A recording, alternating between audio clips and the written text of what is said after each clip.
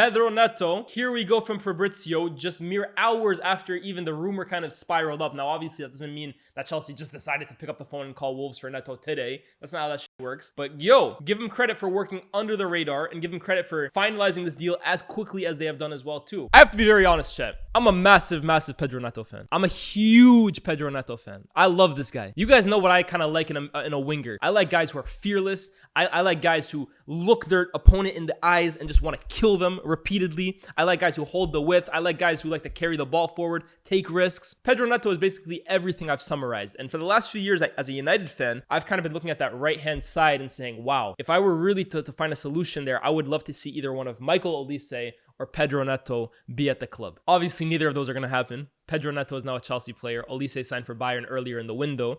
But wow, Neto, man, is, you know what it is? Okay, he's a great player, brilliant player, and I think it's a great signing. We'll talk about that. But he's so exciting. And I think, look, the most important thing in all of sport is to win. I always say that, right? But also as fans, we don't just look at our score at the end of the game and say, oh, we won, that's it. I don't even have to watch the game. We also want to watch the game and fall in love with our club and fall in love with the players and fall in love with the game. And it helps when players are on the pitch that accelerate that process. And in Pedro Neto, honestly, right? I just think he's one of those players that when you watch him, you get excited. You kind of lean forward in your seat. He makes things happen. And as a football fan, that's the least you can ask for from a player. Make things happen, attempt things, be brave, try stuff. Pedro Neto does that as well as anybody in this league from that position, in my opinion. Another good thing about him too, he's pretty ambidextrous, right? I think that's the term, bipedal, if you want to talk about feet. He can play on the right. He can be a winger that basically takes the end line takes the touchline, on the right, cuts in on his left, or he can also play on the left too. And again, be a guy that goes down the line or cuts in with his left, a bit in like the Leroy Sané kind of mold when he was playing as a left winger for City. He's very good off either foot and off either side. So I see a lot of people this morning saying, where's Pedro Neto going to play at Chelsea? Because you have Palmer, who kind of likes those right-hand side areas. You're going to have a guy like Estevao, who also does the same. You're going to have a guy like Kendry Paez, who also kind of does the same. Well, look, I think Pedro Neto is probably better off the right. I do think so. But he can play off the left. He's not clueless off the left. He's a very, very adept left winger. And to be honest, he played a lot on that left-hand side for Wolves the last few years. And when you look at the previous big name investment that Chelsea had made at that position in Mykhailo Mudryk, who I think you have to be blind to think that he's in Enzo Maresca's current plans. I think right now, Mudryk, I wouldn't be surprised if you kind of see a move away, whether loan or permanent towards the end of the window. I don't think he's in Maresca's plans. Now, when you look at that front three with Pedro Neto on the left, Nico Jackson for now down the middle, or even a Christopher Nkunku, we'll see who kind of starts the season up front there, and a Cole Palmer on the right. That looks a hell of a lot better than whatever Chelsea were trying to put out last season. Whether it was Sterling, who was kind of finding his feet at times last year, had some good, had some very bad, and Mudryk, who, look, I've kind of stuck with Mudryk for as long as I could because I like the physical qualities that he brings. And I always thought, look, if this guy can kind of all bring it together, I think there's a player there. But football moves fast. And football's about winning. You can't wait around for anybody at this level. So look, Mudryk, you've had a year and a half now. Clearly, Chelsea doesn't think it's working. You go to the next guy, Pedro Neto. I think that front three potentially is extremely exciting and potentially extremely effective. What are the question marks here? And why has Pedro Neto gone for £65 million, which for some people could argue it's a bit of a bargain when you look at the quality of player. I think when you look at the quality of player, there can be no question mark whatsoever that Pedro Neto is a brilliant player that most, if not all clubs in the Premier League would be all over if he was available. I think he would improve Arsenal. I think he'd improve City. I damn sure think he'd improve United. He'd improve Spurs, who he was linked to. He'd improve Liverpool, and he's definitely going to improve Chelsea. So why weren't more, 60 million euros. Why weren't more clubs after Pedro Neto? I think there's a pretty obvious reason for that. The guy's a crock, plain and simple. No disrespect. Like I said, I'm in love with the guy as a player, but his fitness is a joke. His injury record is spooky. The last 3 seasons, I don't think he's played over 20 games. Or started, over 20 games. Yeah, Pedro Neto has not played over 20 games in the last 3 seasons. That's a concern. That's a major question mark. And you have to be pretty damn sure in your your medical team and how you balance this guy's minutes to really take a huge, major investment into Pedro Neto. Because look, as much as I love brilliant players, what's the age-old adage? What's it called? Availability is the best ability. Obviously, it's a bit of a stretch, right? You have to be a good player to begin with. But if you're not on the pitch to show it, that's a concern. And Pedro Neto's injury record is spooky, bro. It's spooky. Because I'm telling you right now, I'm seeing guys say he wouldn't start for Arsenal or Liverpool, in my opinion. Respectfully, I disagree. I think Pedro Neto's fit and healthy. He starts at Liverpool, in my opinion, on the left, and he starts for Arsenal on the left as well, too. That's not saying they have bad teams. They have great players at those positions. He's that good in my eyes. But committing 60 million euros for a guy that hasn't played 20 plus games in the last 3 seasons, obviously, there are going to be question marks from all these clubs. But if he plays, look, I don't think there's any question marks to kind of be had. He's a brilliant player. The question is, can you get him on the pitch enough and consistently enough and over a large stretch of games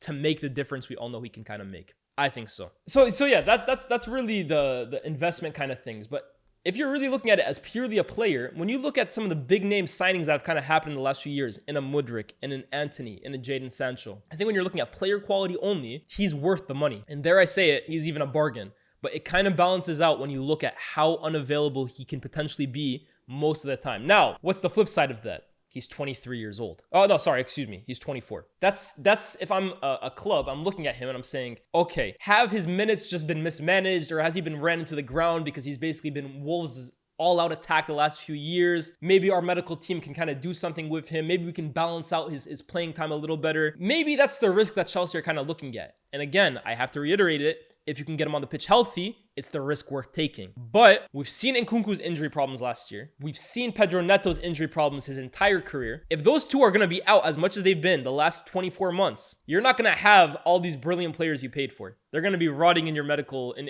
your hospital bed. That's the biggest issue here. Reece James is another one too. So look, if they can put out that front three, I think Chelsea are putting out one of the best attacks in the league on paper. The big question mark, I have to reiterate, how often can you get them out there? Who's better, Neto, Gordon, or Eze? They're all different. They're all absolutely different. Maybe Gordon and Neto are a little less different, but look, I think all the hype that Gordon has got the last 12 months, Neto was kind of having that same amount of hype when he was healthy. Eze, for me, is just a completely different kettle of fish. He doesn't play anything like them.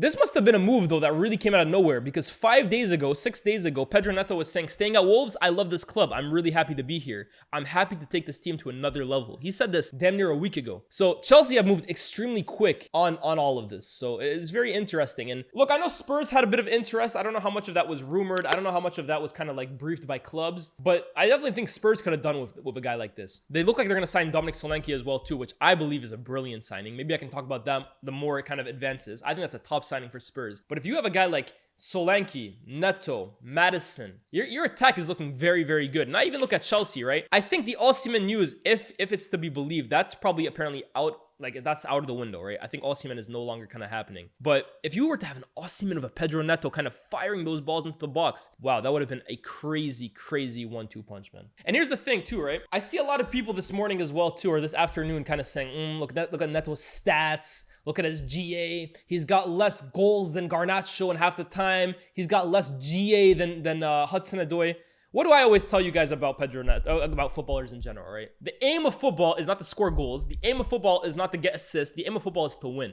And every player helps their team win in numerous different ways. Pedro Neto's main attribute is not finishing or scoring goals. His main attribute is carrying the ball forward, bringing his team single-handedly up the pitch. They always say, right, no player moves quicker than the ball. So most teams advance the ball, progress the ball through passing. They advance the ball through passing, which makes a player able to kind of carry the ball himself, large amounts of space up the pitch individually, extremely valuable. Extremely valuable. Henry has mentioned it a breathload of times, right? How difficult it was what Messi was doing at his peak. Getting the ball and carrying it forward 10, 20, 30 yards almost by himself. It's exhausting and it's extremely difficult to do as a player, especially when you do it as continuously as he does. And hell, that may be the reason that Pedro Neto has so many injuries, because of the intensity and the hard labor he really puts into his game.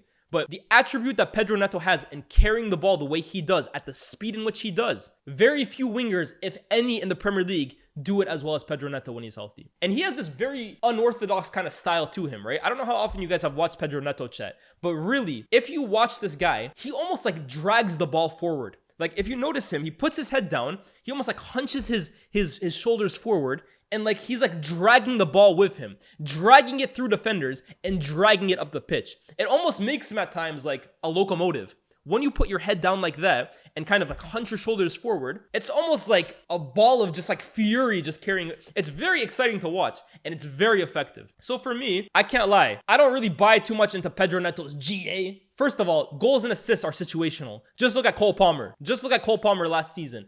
GA is very situational in terms of the environment around you, the system that you're playing in, the manager you're playing in, the amount of areas that your teammates can get you into goal scoring positions. Pedro Neto could go to Chelsea in a much better system and a much more fluid attack, and all of a sudden his numbers kind of explode forward. But what Pedro Neto brings you to a team is more than just GA. So I beg, I know this is just trolls on Twitter talking, but please look outside of the lens of your typical GA numbers. Pedro Neto is so much more than just a footballer who puts the ball in the back of the net. He's so much more than that. In my eyes, the only thing I worry about him with is just his fitness. If they can get him on the pitch consistently, regularly, they have a top player. But yeah, that's my take on Chelsea signing Pedro Neto. Terrific signing if you can get him on the pitch. The big question mark is, how much will he feature? If he plays over 28 games for Chelsea this season, I'll be shocked. And that will, for me, make it a great signing. Because at 60 million, that's great value for the player. For the product, yet to be seen.